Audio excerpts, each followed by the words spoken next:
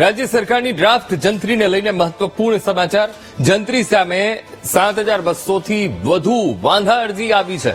રાજ્યભરમાંથી online અને offline અરજીઓ લોકોએ કરી છે. જંત્રીમાં ઘટાડાની સાથે કેટલાક વિસ્તારમાં જંત્રી વધારવા માટે પણ અરજી થઈ છે.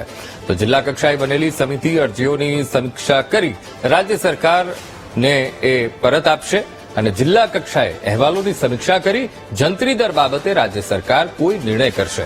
આગામી 20 જાન્યુઆરી સુધી જંત્રી સામે વાંધા અરજીનો અંતિમ દિવસ છે. આ મુદ્દે સંવાદદાતા મેહુલ દેસાઈ ફોનલાઈન પર. મેહુલ, રાજ્ય સરકારની ડ્રાફ્ટ જંત્રીને લઈને આ ખૂબ મહત્વપૂર્ણ સમાચાર. જંત્રી સામે 7200 થી પણ વધુ વાંધા અરજી મળી છે. મેહુલ. હા, બિલકુલ અંકુર, વાત કરવામાં આવે તો સોમવારે અંતિમ દિવસ છે 20 જાન્યુઆરી.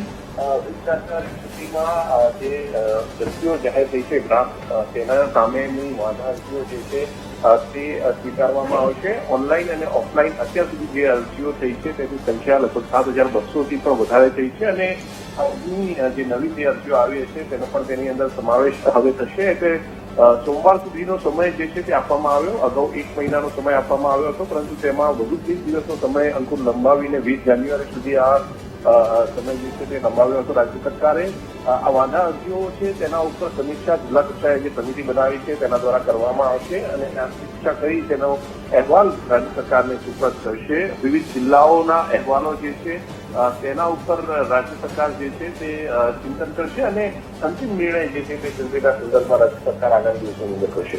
જી બિલકુલ મેહુલ, સમગ્ર માહિતી સાથે જોડાવા